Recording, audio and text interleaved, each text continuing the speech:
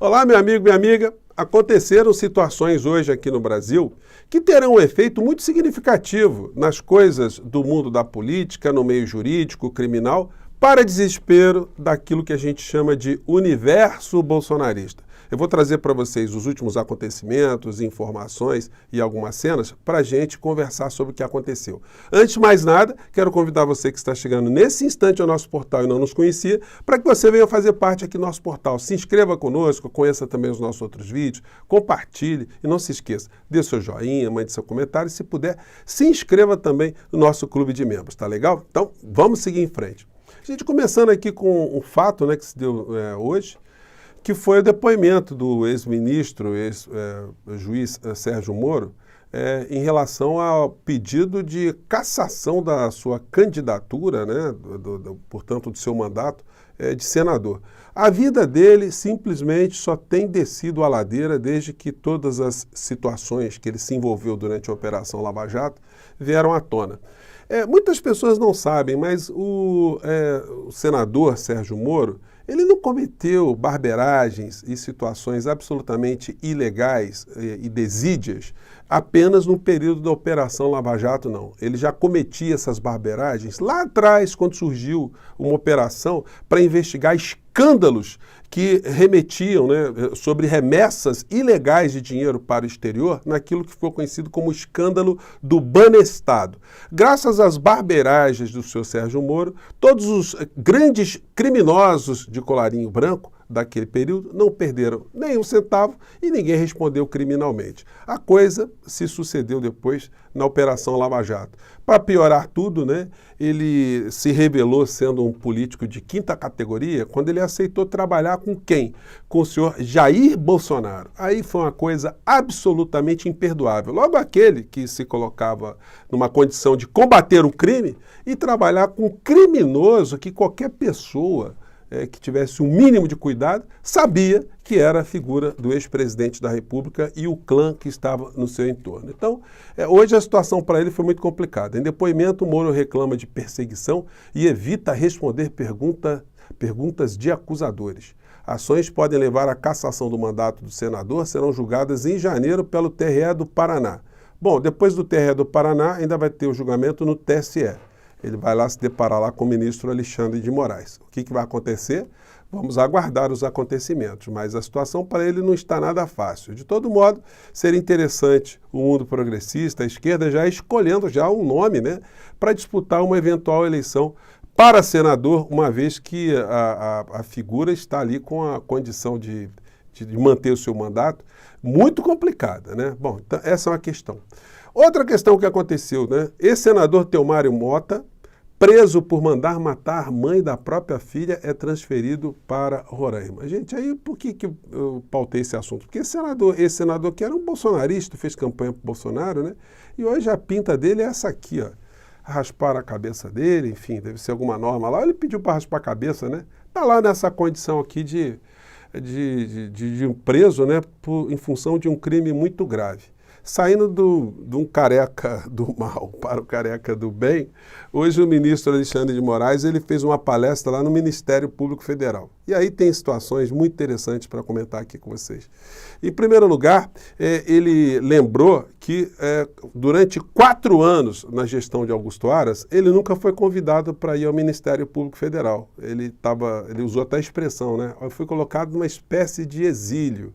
E classificou também com as coisas que aconteceram aqui no nosso país como a ascensão de uma extrema-direita repleta de ódio e como também desdobramento da ineficiência do combate ao crime. Porque se o crime tivesse sido combatido com muita eficácia, no Rio de Janeiro, por exemplo, algumas quadrilhas de milicianos que têm envolvimentos com políticos estariam trancafiados e algumas figuras devidamente denunciadas, Bom, então aqui a matéria diz: Alexandre de Moraes afirma que crime organizado realiza corrupção institucionalizada no Rio de Janeiro. Mas o trecho que eu destaquei aqui, que mostra aqui essa alfinetada que ele deu no seu Augusto Aras, está aqui embaixo. Espera aí, deixa eu levantar aqui mais um pouquinho. Bom, ele diz o seguinte: chegamos a um ponto em que a corrupção perdeu a vergonha na cara, naquele momento do mundo político, e o combate Todos os sistemas preventivos falharam. O combate à corrupção acabou criando um vácuo muito grande. Esse vácuo gerou uma polarização, o ódio e o surgimento, não só no Brasil, de uma extrema-direita com sangue nos olhos e antidemocrática. O ministro brincou, mas esse brincou, né, gente? O cara usa a brincadeira e manda um recado, né? O ministro ainda brincou que estava exilado do MPF por não ter ido ao local nos últimos 4 anos. O período coincide com a gestão da Procuradoria-Geral da República de Augusto Aras, com quem Moraes teve embates. Sob o risco de poder ser vaiado e ficar mais 4 anos sem ser convidado aqui, eu estava no exílio. Não queria dizer, eu estava no exílio há 4 anos e que não aparecia aqui. Agora voltei. Daqui a 4 anos eu volto, disse o magistrado aos risos. Isso mostra uma reaproximação do ministro Alexandre de Moraes com a instituição e deu ali alguns toques também, né, de que o Ministério Público, enquanto instituição, falhou no combate a esses criminosos, sobretudo daqueles, né, que o ministro Alexandre de Moraes está enfrentando.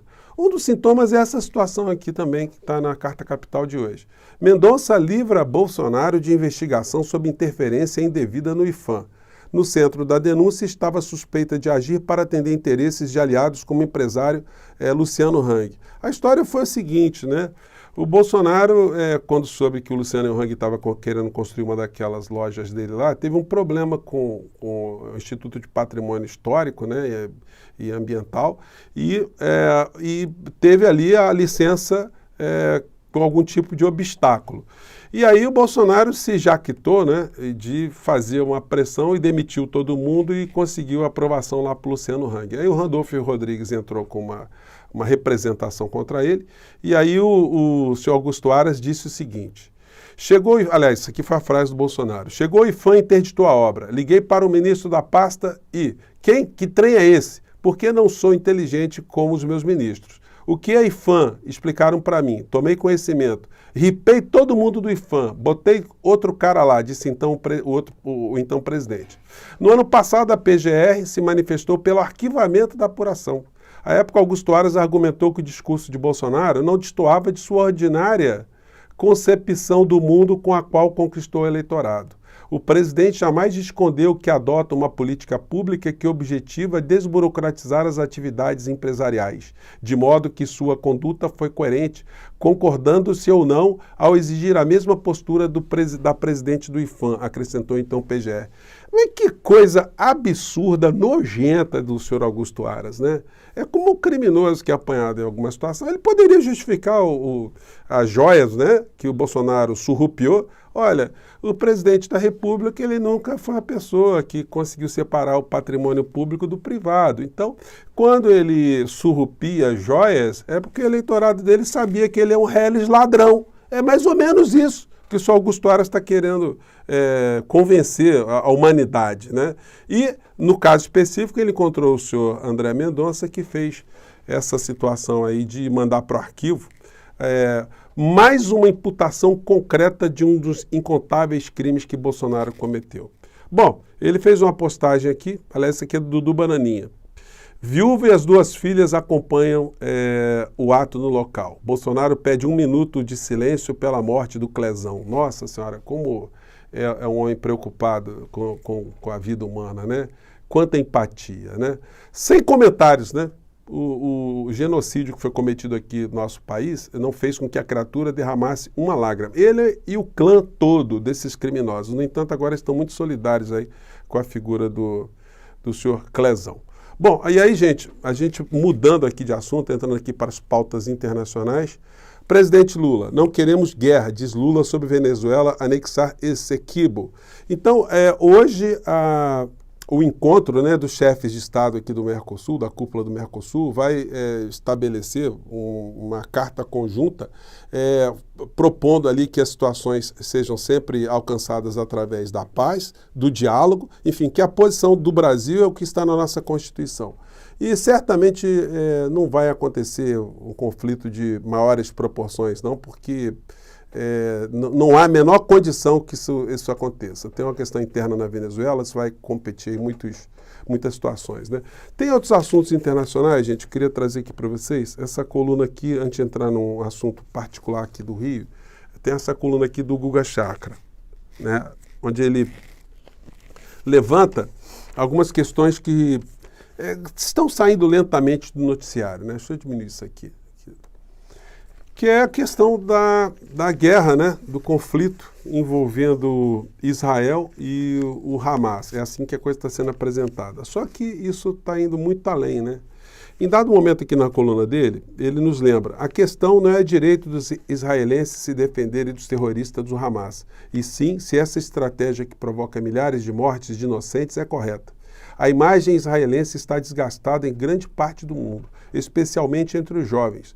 O sentimento antissemita toma conta até mesmo dos campi de algumas das melhores universidades do planeta. Para completar, nada garante que o Hamas será derrotado. Bom, isso porque quanto mais eles fazem atrocidades contra a população civil, mais eles vão gestando, né? Eles vão gestando ódio e cada vez mais sentimento nas pessoas de fazerem atos extremistas, né? As imagens de satélite que mostram a magnitude da destruição de Gaza causada por bombardeios em Israel. Gente, Gaza está sendo totalmente destruída. Essas partinhas aqui em vermelho são partes que estão já bombardeadas. E é aquela coisa insana, né? Israel bombardeou o norte, mandou os palestinos da faixa de Gaza irem para o sul, eles não podem sair daquela região, o que é um verdadeiro campo de concentração, não dá para usar outro tipo de expressão, vai dizer o quê? Que é colônia de férias para as pessoas, elas não podem sair, então elas foram todas para o sul.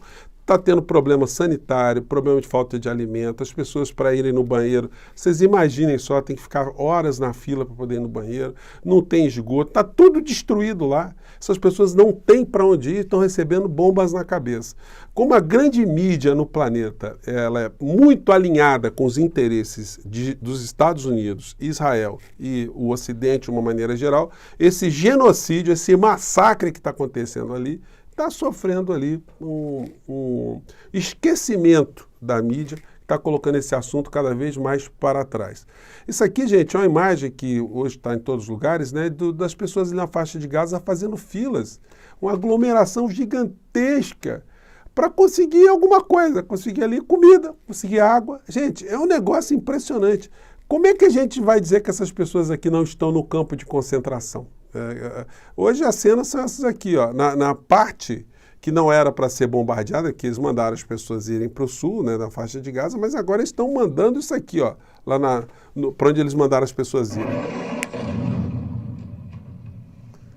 Então, tá complicada a situação, né, gente?